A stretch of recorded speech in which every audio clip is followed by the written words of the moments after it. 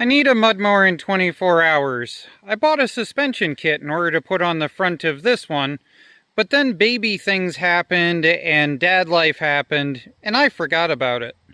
I need a mud mower in 24 hours, but Mud Wizard is a tad bit torn apart. I need a mud mower in 24 hours, but the vertical shaft converted Predator powered mud mower is a tad bit underpowered.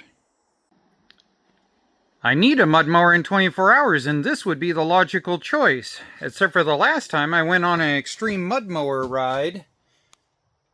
This is what I did to the transmission case. I need a mud mower in 24 hours. The transmission is dying, but this gives me an idea for a mud mower.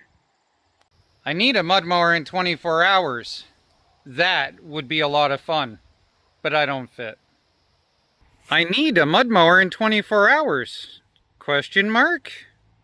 Oh wait, we blew the engine the last time we went drag racing.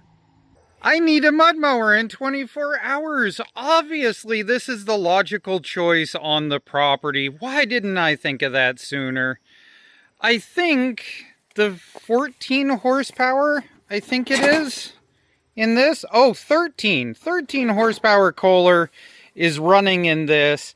This is the Hydro K46 Tuff Torq that we did the rear axle mounted experiments. We put some pillow blocks on the rear and we did a gear drive to see if we could make it faster. And the transmission actually torqued up and bent a 3/4 inch axle running across the rear of it.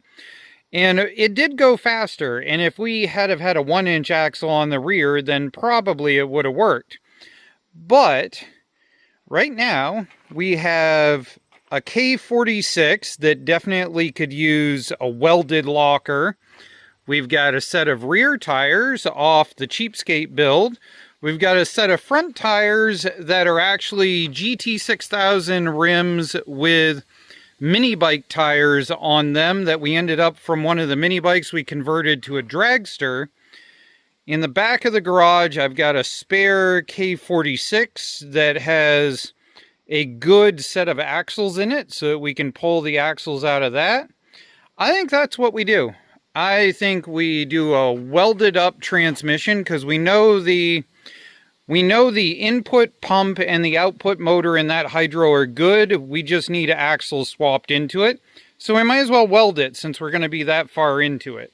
I believe I posted a video about doing the hydro attempt in order to make a live axle rear for the hydro, but here's the 5-second gist. This plate comes down over the side and is welded onto the end of the axle. That turns the rear differential into essentially a 90-degree gearbox. That means all your output and everything comes out through this side. I cut that down, put a keyway into that with a grinder, and then that gave me the chance to put a pillow block there and a pillow block there in order to put an axle across and drive it by chain. What ended up happening was the axle actually flexed and bent across this. It was a 3/4 inch low-grade axle. And if I had have put maybe another pillow block here or a better system, it probably would have worked, but it never was going to be good enough for me to take it out on a trail.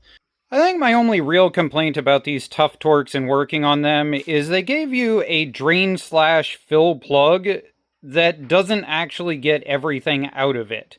So when you drain it out, you're going to get out most of it. But there's going to be almost an entire quart that doesn't come out until the whole thing is flipped over and you're trying to take the bottom off. While we're on the topic of the bottom, you're going to have two that are longer than the others. I mark them in paint, I mark them in marker, whatever, just to remember in order to be thorough or whatever. But basically it's these two right here. The other thing is, if somebody was a tad bit liberal with the RTV sealant, sometimes the puck for the brake system will end up coming out with the cover and it'll drop and rattle around and everything else. So the small one goes on that side and the keyed one goes on this side. Pretty simple stuff. There's 1,000,001 arguments at this point. I chose to pressure wash this, which means everything is going to flash rust if I don't get this done tonight. Most people will usually brake cleaner or gasoline clean this, or kerosene. Take your pick. But on the other side of this is your input shaft. This is your motor output. This is your output here. That's your brake. That's your brake rotor. And this is your intermittent gear that has a washer and then a weird tubey thing in the center. So we're going to grab this washer and weird tubey thing assembly, keeping in mind that it has a flat side there that needs to go up when we put it back in. And I'm going to take this, and now it's going to free roll, just like that. So, as long as these axles are pushed all the way in and that C-clip is locked in, I should be able to center that and tack weld it on both sides, and then flip it, center it and tack weld it on both sides, pull the C-clip out, pull the axle out, pull the entire gear assembly out, and fully finish weld these on the workbench. At least that's the theory we're working with. I've never done this and never seen a video on anybody else doing this transmission either.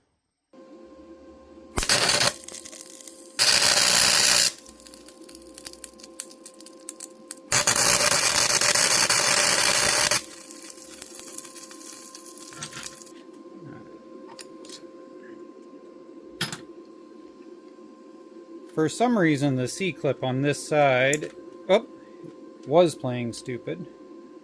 Now we should be able to get it out. There it goes. Now, if I hold that, pop that axle out, there we go. So from here on, we should be able to weld that together. There we go. So, that's burnt in on all four corners. I'm going to let it cool down at its own pace, because this is most likely sintered steel, and if you shock it to cool it, you're going to create cracks down through everything. In fact, just as it's cooling right now in the open in 80 degrees, it will probably make a shattering crack noise at some point. You can't get away from the fact it's sintered steel. While this is cooling down, we need to get this cleaned out because we splashed in it when we did that quick little tack weld. This is the entrance into the pump. This is the only thing that really actually matters. So I have stuffed this full of paper towel. And that is the drainage area that has a little lip in it, which means it doesn't do you a damn bit of good. So what I've got to do is lift this up on its side and use this as the drain area. When you do that, both of these are going to fall out on you. So you might as well pop them out now. At least now I can finally get this carcass out of my way. If you've ever wondered what 25-inch mud tires will do to one of these, that's your answer. I'm going to try to assemble this with John over my shoulder, but basically this is our welded up differential. So you can see I've gone in and put some axle grease on the inside of there where the splines go so that it's just not as dry for a connection, because these are pretty tight to get in to begin with. Now, our first thing is we've got to get our axles set up to the point that the splines are here. So these came out earlier. Those are going to slide right in like that. And now we're going to slide our axles in with the splines there. This is the channel the C-clip goes in. So what you don't see is that when this is in and up against the differential gear, this C-clip sits down in here and locks inside of the differential. And then this actually sits just outside of that channel so that the C-clip can't come loose. Alright, so get this in here. And there we go. So now you can see that comes into there. So we're going to pull it back and line it up with the edge of the case. We're going to do the same thing on the other side. Also, these washers are what decide whether you spend an extra $150 rebuilding this transmission. This is your safety washer for the, can't think of what the term is, but you know what it is. Put it in the comment section what it is I'm trying to say. Oil seal. That's what I was trying to say. All right. Now, at this point, we should be able to hold this up and down, set it down in, and slide our axle into the end of it and get it started. Slide the other side in to get it started. And now if we jostle it, we should be able to double check it lines up. The other side is not lining up. I'm going to give it a love tap here. Hey, that went together. Now I should be able to spin those. There's nothing perfect about that, but I bet it's going to work. You got to put it in so the splines start. We got our C-clip here. We're going to put the C-clip down in like so, while pushing the axle in to get it inside of there. Then we're going to take this and we're going to drop it down in. And it should drop down in, but it's not. So why is it not? This is what I was afraid of welding this. This is slightly kicked to one side. And I'm going to bet I'm going to have to grind this down a little bit thinner to compensate for that. There we go. I had to grind a few things in order to clearance, make sure I free rolled and everything, but it's all together. So at this point, we get the bottom put on, flip it over, put fluid in it, stuff it in the machine, and then get an engine running that I haven't heard do anything in 2.5 years, but that's a tomorrow problem. We topped off the oil. Yes, I reused the old oil because it wasn't that bad. I welded on this so that we can check it.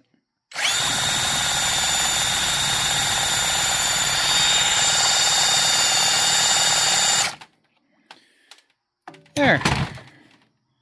Now I gotta put it in the Craftsman, get it fired up. Wish me luck. Set of rims is off of an old school Peerless 800 transmission, and the offset inside there is extreme on an 800, and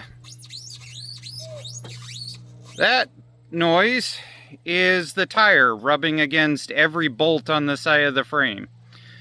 So as much as I would love to have the valve stem on the outside, I'm going to have to swap these tires side to side and hope that the offset works. Getting to the valve stem while it's under the tractor is going to suck, but that's life. What do you think? Yeah, Dada. I'm working on axle spacing in order to get this sorted out, and Jethro comes over and hands me this thing. Does anybody else's kid hand them really creepy things that they dig up out of the ground?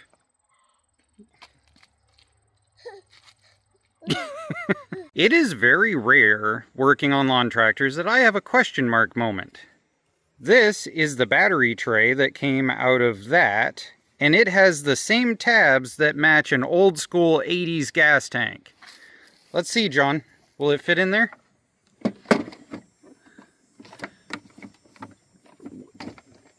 You probably should have done the wiring harness side first. Do the holes line up? Yep. The holes line up. It's perfect. Okay, so we can booster pack the tractor to start it, but we have to have a gas tank to keep driving. Thank you, Craftsman, for being a bunch of cheapskates that never redesign anything. I would say we weren't going to go very far with those two. Well, we dug around in the hoard. I found one I pulled off an old Craftsman years ago, and one that was brand new when I used to buy them in a 4-pack. After 2 years of sitting, I'm sure that the carburetor is in amazing condition. Also, I stole the muffler off of this at some point. I forgot that I did that. So this thing should sound horrifyingly bad. So we'll see how that goes.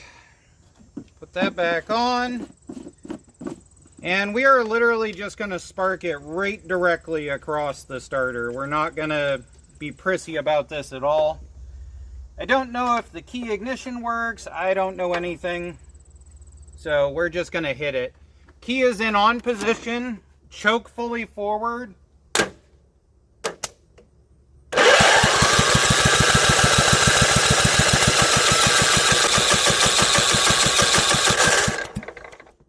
Well, sounds less than impressive. I can see gas flowing, so the question's going to be whether this carburetor actually is relevant. Also, I noticed the primary wiring harness is totally disconnected, so me hitting the kill up on the dash doesn't actually mean anything. That's way too much gas. In other words, perfect.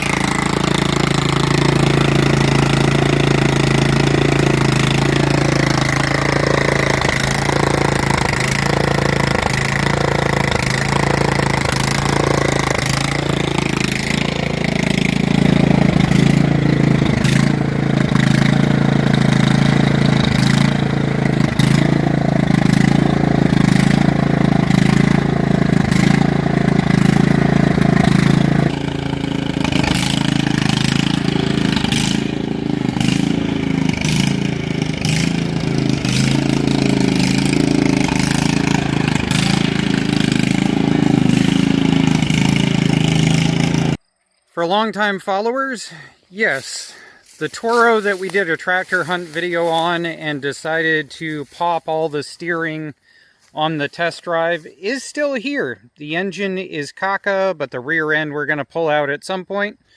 So for now, it's just kind of in storage. And I need the exhaust. That's in there somewhere.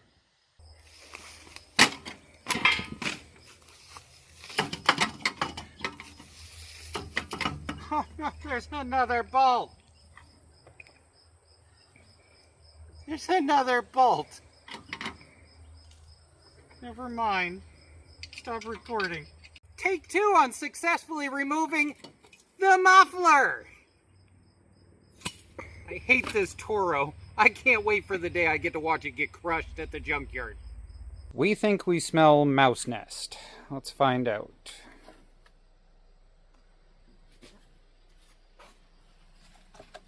I don't see mouse nest. Why does it stink so bad? I'm confused. Did you pee on it at some point to the point that it smelled like mouse nest when it warmed up? No? You sure? Yeah? I don't care how Billy Bad A you think you are. Put a kill tether on your mud mower. It's $10. You got 1 wire that goes to ground and 1 wire that goes to your coil in order to kill it. If you're not smart enough to figure out 2 wires, you're not smart enough to own a mud mower. I said what I said. Get over it. $10. Go buy one, put it on your mud mower.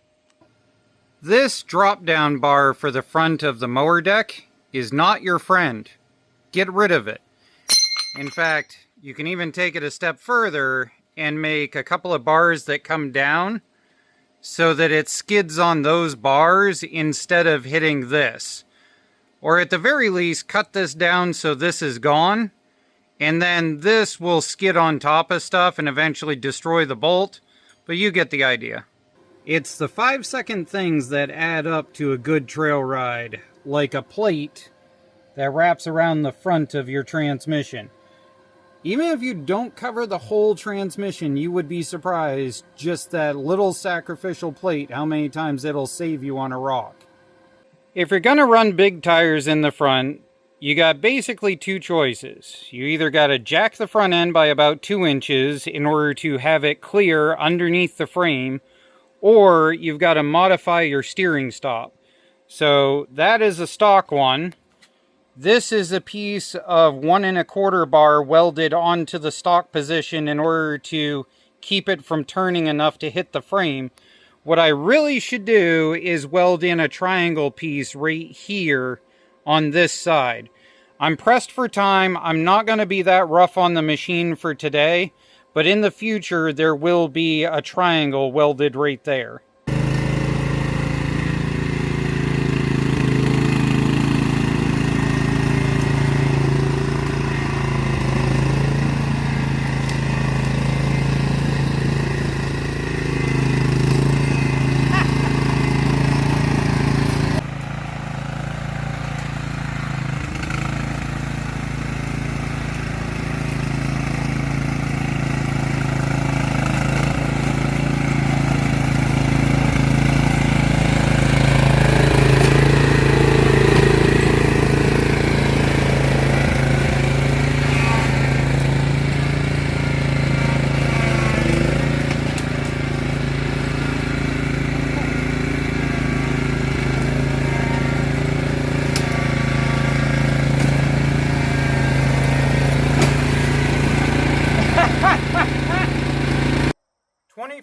Mudmower build with 2 hours to spare. We got to get loaded up in about an hour from now in order to go play. So, like always, YouTube is not nice about mudmower videos and racing videos and stuff like that. So if you want to see how well this machine actually does in trying to keep up with John's built rig, you'll have to go over to our second YouTube channel, RCG Racing, where all of the shenanigans that we do with our machines end up. Thank YouTube for us having to go and have a second channel, but that's the way it is. So, RCG Racing in order to see whether this thing actually survives. Have a good day, and bye-bye. Bye-bye. Jethro, say bye-bye. Good boy.